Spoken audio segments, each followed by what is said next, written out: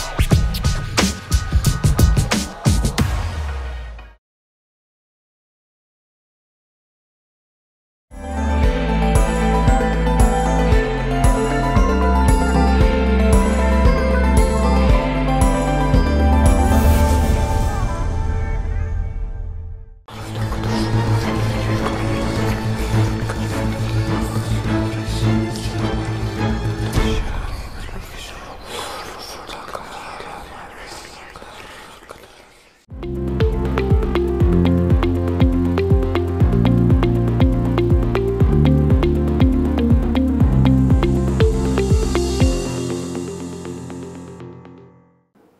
pemirsa, terima kasih Anda masih bersama kami di Suara Rakyat. Dan tentunya kita akan melanjutkan kembali tentang topik yang mana carut marut penetapan tanah di kawasan Timur Surabaya. Dan di sini juga DPRD Surabaya sudah memastikan bahwa hak-hak dari penetapan tersebut juga akan diberikan untuk secara gantinya. Namun Bapak Hattori, kita lanjutkan lagi Bapak ya. Ya. Kira-kira bagaimana DPRD Surabaya memastikan bahwa hak-hak tersebut atau hak-hak masyarakat terlindungi dalam proses penetapan kawasan konservasi di Pantai Timur ini, Ya, Pak? untuk memastikan itu memang secara komposisi anggaran kita masih belum memiliki anggaran yang cukup. Tetapi kan setidaknya political will kepada masyarakat perlu kita wujudkan. Betul. Jadi satu sisi masyarakat yang butuh rasa aman dan memerlukan adanya konservasi itu ya kita cukupi, tetapi mereka yang harus mengorbankan asetnya untuk kepentingan itu juga tidak boleh kita abaikan begitu saja. Oke, baik. Nah, solusinya itu harus ketemu dalam satu titik. Dan titik itu untuk memberikan toleransi kepada pemerintah, saya pikir tahun 2007 sampai tahun 2024. Ini kan sudah cukup lama. Betul. Tetapi kan kami melihat belum banyak solusi-solusi yang bisa ditunjukkan oleh pemerintah untuk kepentingan hal tersebut. Oke, baik. Nah, kecuali untuk yang kemudian dijadikan sebagai satu kawasan konservasi yang tadi ditangani oleh pemerintah kota dan diresmikan oleh BRIN tadi. Nah, sekarang ini kan ada beberapa opsi. Jadi bisa kawasan konservasi itu bisa saja itu menjadi miliknya pemerintah, tetapi juga bisa saja itu menjadi milik dari masyarakat. Oke. Ya, kalau itu milik dari pemerintah, itu harus jadi milik pemerintah maka harus dibeli.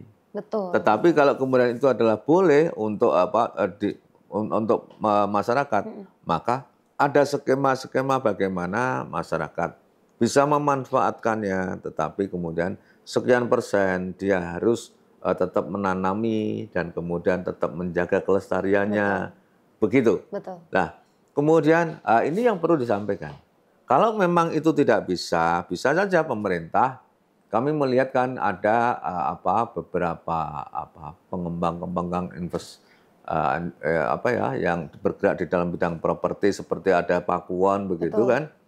Ya sekalian saja dikerjasamakan dengan pihak Pakuwon supaya mereka adalah bisa atau gitu ya, bisa atau investor yang lain supaya bisa segera ada kepastian masyarakat.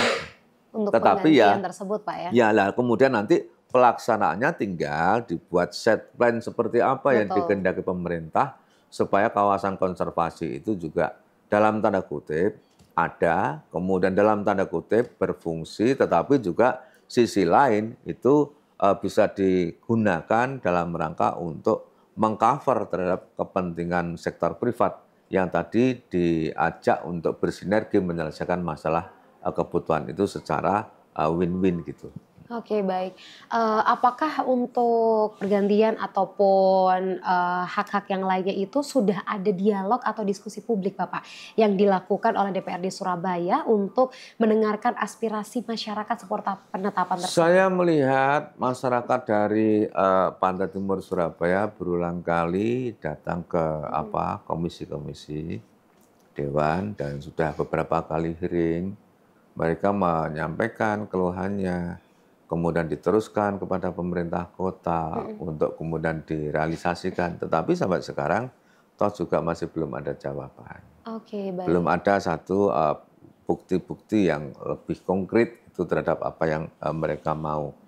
Nah, dalam rangka ini kita kan tidak boleh menang-menangan gitu ya. Betul. Nggak boleh menang-menangan. Jadi bagaimana caranya ini bisa menjadi sebuah solusi yang baik, maka akan kami menawarkan tadi itu saya sampaikan tidak sekedar hanya satu dua pihak saja, tapi boleh banyak pihak. Yang penting pemerintah mendesain terhadap set plan daripada kawasan konservasi itu dengan bentuk-bentuk seperti apa. Karena kan konservasi itu tidak ansih lalu kemudian dibiarkan seperti hutan, tetapi kan juga butuh perawatan, butuh akses ke dalamnya dan sebagainya. Nah ini harus mulai ditata. Nah ketika itu masuk di dalamnya kan bisa dibuat sebagai satu kebun-kebun wisata atau mungkin adalah kawasan konservasi yang kemudian bisa di situ ada hak privat ada di situ, atau mungkin dibuat bangunan dengan tinggi sehingga tidak memakan zonanya. Di kawasan konservasi tetapi ada satu apartemen atau apa yang lalu sehingga itu kawasan apartemen tadi seolah-olah dikelilingi hutan mangrove yang lebat dan indah sehingga di situ akan menjadikan daya tarik dan tetap kepentingan investasi jalan. Nah sehingga pihak investor tadi itulah yang harus membantu pemerintah menyelesaikan solusi masyarakat yang terkatung-katung dari tahun 2007 sampai sekarang. Oke, baik. Itu kan sudah terlihat sangat lama sekali Bapak dari 2007 hingga sekarang. Nah, kira-kira apakah sudah ada target sendiri nih Bapak dari pemerintah Kota Surabaya untuk menuntaskan itu semua Bapak? Apakah masih menunggu beberapa tahun lagi atau bagaimana Bapak? Iya, saya melihat sudah ada statement baik Wali Kota bahwa akan menyelesaikan secara bertahap 5 tahun. Persoalannya kan masyarakat tidak bisa dijanjikan begitu saja. Harus ada satu langkah yang konkret ya. Ya kalau protes sih oke, tetapi yang saya khawatirkan kan ketika itu tidak sabar lalu melakukan gugatan karena dengan penetapan itu telah menimbulkan kerugian material maupun imaterial pada mereka dan ini dilakukan oleh publik betapa kita menghadapi persoalan yang luar biasa gitu. Sehingga kita perlu ada keseriusan untuk menghadapi persoalan ini tidak sekedar hanya menjadi slogan dan jargon-jargon semata. Harus ada langkah perencanaan yang konkret atas hal ini. Oke, baik Pak. Kemudian dari DPRD Surabaya sendiri apakah sudah ada kebijakan yang mana bisa memastikan begitu untuk pemerintah Kota Surabaya supaya bisa memberikan hal yang pasti gitu Bapak? Ya, kalau kami pada tahun ini kami minta pemerintah sudah harus ada langkah yang konkret untuk tahun ini Pak ya? Tahun ini ya. Kalau memang adalah tidak bisa, kemudian ya harus ada kerjasama dengan pihak lain tadi itu. Kemudian kan mana yang harus korbankan tadi itu dan kemudian diserahkan kepada investor. Kemudian lagi nanti itu dari bentuk kerjasama dengan investor itu dipakai untuk mengganti untung kepada masyarakat yang tanahnya itu masuk dalam kawasan konservasi. Oke, baik, luar biasa. Untuk pemirsa lebih lengkapnya lagi kita akan bahas seputar lebih lengkapnya lagi di segmen yang berikutnya. Jadi untuk pemirsa tetap bersama kami di Suara Rakyat.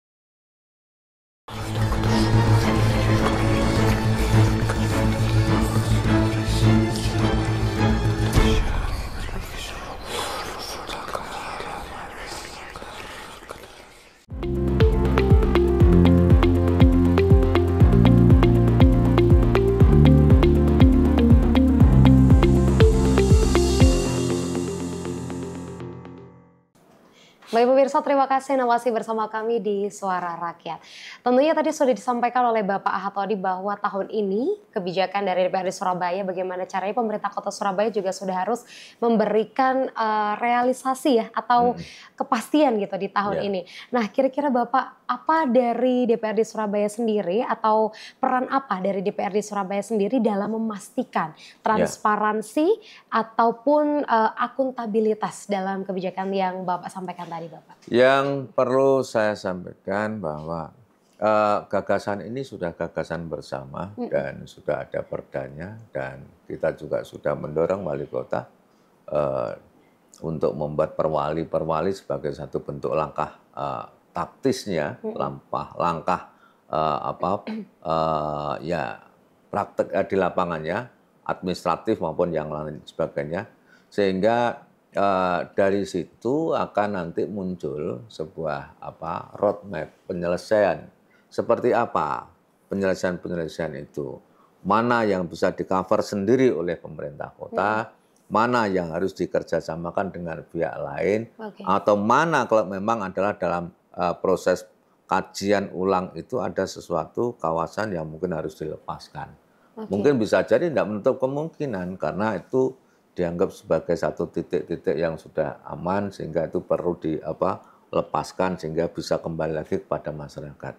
Nah kemudian atau juga sebelum langkah-langkah itu itu dilakukan seperti pelepasan, kita kan juga perlu mengkonsultasikan tata ruang wilayah kota ini juga terintegrasi dengan pusat. Kemudian apakah pusat pun juga rela ketika itu dilakukan begitu kan. Nah persoalannya kan kemauan kita untuk berkomunikasi dengan pemerintah pusat dan provinsi ini yang mesti harus kita lakukan juga. Supaya apa? Gotong royong dan kemudian menyelesaikan persoalan kota bersama-sama menjadi kota ini jadi ringan. Kalau diserahkan kepada kota jelas kok kita sama-sama bisa melihat anggaran kita itu berapa dan posisi seperti apa. Kalau kita mikul sendiri ya berat. Tetapi kalau kemudian pemerintah pusat menganggap atau Jawa Timur menganggap bahwa Surabaya adalah ibu kota Jawa Timur yang perlu juga dilindungi, diintervensi kepentingannya, ya turunlah kepada harusnya ada kita. penanganan Harus khusus juga ya bantu. Jangan biarkan pemerintah kota ini bekerja berjalan sendiri. Ya, ya gitu. Jadi betul-betul harus itulah sehingga kami atas nama masyarakat memanggil pemerintah provinsi dan pusat untuk ikut bersama-sama, termasuk pihak-pihak swasta yang kiranya adalah bisa bersama-sama dengan kita untuk menyelesaikan persoalan itu. Oke, baik. Seputar tadi ganti rugi yang Bapak sampaikan nih Bapak Ahatodi, apakah itu nanti berupa hanya uang tunai saja atau kerjasama yang sudah Bapak sampaikan tadi? Ya, bisa macam-macam.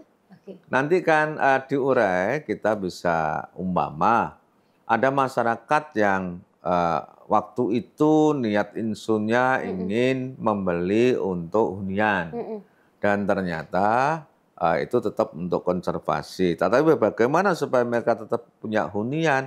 Maka adalah hunian mereka masuk kepada apartemen yang disediakan tadi, umpama gitu. Sehingga kepentingan menghuni satu tempat itu dapat dulu. Walaupun toh nanti konsesinya nanti kan hitung-hitungan dan perhitungannya nanti bagaimana. Ada appraisal independen yang mungkin siap mengkalkulasi secara berkeadilan gitu kan. Tapi kadang-kadang masyarakat pun kadang-kadang ada yang mengatakan menggunakan aji mumpung. Ketika ini menjadi agenda pemerintah, maka dimanfaatkan harganya di markup setinggi mungkin. Nah harapan kami kepatutan harga itu pun juga menjadi sebuah pemahaman bersama. Tetapi untuk hitungannya tetap per meter dari rumah tersebut, Pak ya? Ya otomatis begitu. Oke, baik. Jadi kalau dimanfaat pun para pemirsa tetap harus berhati-hati juga, karena kan kita juga harus menghitung juga seperti itu ya. Oke, baik. Kemudian untuk jangka panjang rencana DPRD Surabaya nih Bapak, untuk mengelola dan juga memelihara kawasan konservasi di Pantai Timur sambil memperhatikan kebutuhan dan hak masyarakat setempat, Bapak. Ya. Apa jangka panjangnya kira-kira? Kalau jangka panjangnya kan kita mencoba untuk pelestarian alam itu kan macam-macam. Jadi ada keseimbangan penetapan zona konservasi air atau mungkin itu uh, penyelamatan flora gitu kan. Kalau yang kemarin kan mangrove kan jelas. Tetapi siapa tahu nanti kita bisa kerjasama atau memanfaatkan begini. Bisa dipakai untuk Taman Komodo karena kan kita juga punya kebun binatang konservasi. Betul. Yang itu populasi dari binatang-binatang satwa langka yang dilindungi itu juga berkembang cukup baik. Maka bisa aja dilepas liarkan di sana sehingga nanti bisa kita lihat perkembangannya gitu. Nah, ini kan bisa macam-macam. Nah, dengan adanya ini kan kita bisa mengembalikan lagi bahwa ekologi Surabaya tidak sekedar tampak sebagai satu kota yang modern dengan tatanan yang seperti layaknya kota metropolis, tetapi juga lengkap dengan biota lautnya, dengan konservasi airnya, dengan flora faunanya dan sebagainya begitu, sehingga kita menjadi kota yang lengkap terintegrasi antara persoalan konservasi sama kemudian dengan teknologi yang berkembang seperti selama ini, sekarang ini. Oke, baik Bapak. Berarti rencana dari DPRD Surabaya sendiri untuk bekerja dan juga bekerja sama tentunya dengan instansi pemerintah lainnya dan LSM lingkungan nih Bapak untuk menangani isu ini secara efektif ya? Ya betul. Itu yang untuk LSM itu yang tidak kalah penting kita dengarkan. Mereka adalah sebagai bagian daripada masyarakat yang memiliki pikiran kritis, kemudian dorongan kritis. Ya, kita mencoba juga menghitung gitu kan. Seperti apa yang kira-kira inovasi yang bisa kita lakukan, kita bisa komparasi dengan cara-cara yang tidak sekedarnya dilakukan umpama ada di mana, di kawasan konservasi Alas Purwo dan sebagainya, nggak begitu. Tetapi kita juga bisa melihat seperti apa yang dilakukan di luar negeri begitu, sehingga pengelolaannya bisa lebih menjawab terhadap tuntutan daripada pakar-pakar lingkungan atau mungkin adalah keputusan internasional kaitan dengan masalah konservasi lingkungan. Oke, baik. Dengan begitu kita akan bisa lebih sinkron lagi. Oke, baik, terima kasih Bapak. Insya Allah kedepannya ya DPRD Surabaya bisa menetapkan dan juga rencana-rencana yang sudah disampaikan oleh Bapak Antoni tadi bisa terwujudkan di 2024 ini dengan pemerintah Kota Surabaya, pemerintah provinsi maupun pusat seperti itu Bapak ya. Dan tentunya pemirsa, terima kasih Anda sudah menyaksikan Suara Rakyat dan tentunya Sofia Aryani beserta seluruh kru yang bertugas pamit undur diri. Terima kasih dan sampai jumpa. Assalamualaikum warahmatullahi wabarakatuh.